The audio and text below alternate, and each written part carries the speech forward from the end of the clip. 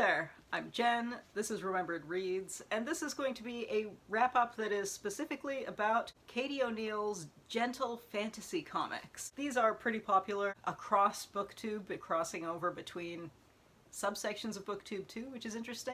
And they are graphic novels written for a young middle grade audience, at least on paper. Two of these are connected. The Tea Dragon Society is basically a plotless seasonal visit to a specific fantasy world, and then the follow-up prequel, the Tea Dragon Festival, which has a few of the other characters from the original book in their younger selves, does have more of a plot, and it involves an actual dragon, not a little tea dragon. But despite having more of a plot, it is still much more about tone and look than it is anything truly plot-driven. And then in addition to those, there are two standalone books, Aquicorn Cove, which is a kind of fishing village fantasy setting with an environmentalist message. It is, I would say, the least all ages of these books. Most of these feel like they're pretty much equally art books for adults as they are storybooks for children, but this one, with the more heavy-handed environmental message, does feel more like a children's issue book. So I felt like this was less entertaining to read as an adult, but I think this is the book that is probably the most successful as a proper children's story. And then finally we have Princess Ever After. This is a Rapunzel story in which the prince who rescues Rapunzel is a princess. This book definitely has a plot, although it seems to be very meta in that it is clearly referring back to the Rapunzel story, so I think it assumes that the reader is someone who grew up with Rapunzel, somebody who watched Tangled.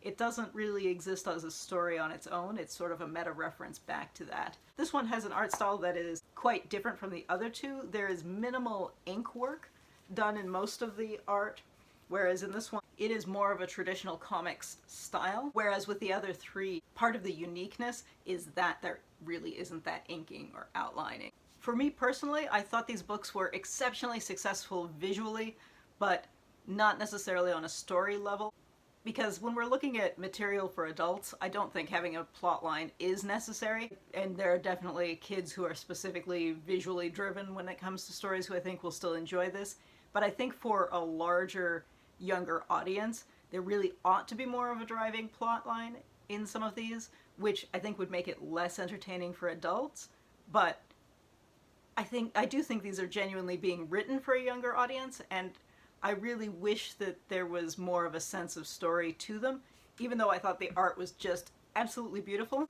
And I appreciate it that in books for such young children, there was such a positive and neutral kind of diversity to the characters, both in terms of fantasy and realistic elements, but also in terms of just the sheer variety of skin colors and weights and gender presentations, and the way the adult couples are presented as being a variety of kind of fantasy classes from Dungeons and Dragons type, and also in terms of gender pairings and, again, weight and color and whatnot, and hairstyles and things like that. I thought it was a nice touch in the Tea Dragon Festival that there is a deaf character and it is explicitly presented as, so of course the entire village learned to sign, which is, I think, is nice messaging in terms of the society. I didn't love some of the disability stuff that was in the Tea Dragon Society book, just because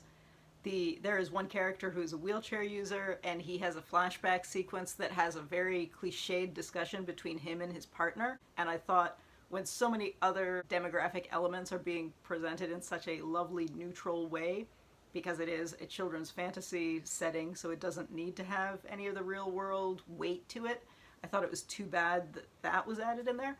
But that is a fairly minor complaint in what is, as the author describes it, a nice, gentle fantasy. So yeah, these are all cute, but I was conflicted about whether these are primarily written for young children to read with their parents, kind of younger middle grade children to read on their own, or if they're mostly for adults to look at and say, oh, I wish I'd had something like this when I was a kid, but be reading it with the background of having read more traditional children's stories, as opposed to this kind of gentle world building that just lacks a lot of the stricter demographic roles that you see in the kind of more traditional fairy tales.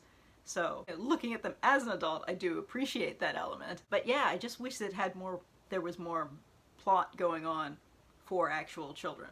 Although, to be clear, looking at these in publication order, it's clear that Katie O'Neill has been working on the plot elements, because the plotless ones are the older ones, and we do seem to be getting stronger and stronger plots as we go along. So that's certainly, I think, something that maybe other people have said and that she's trying to work on.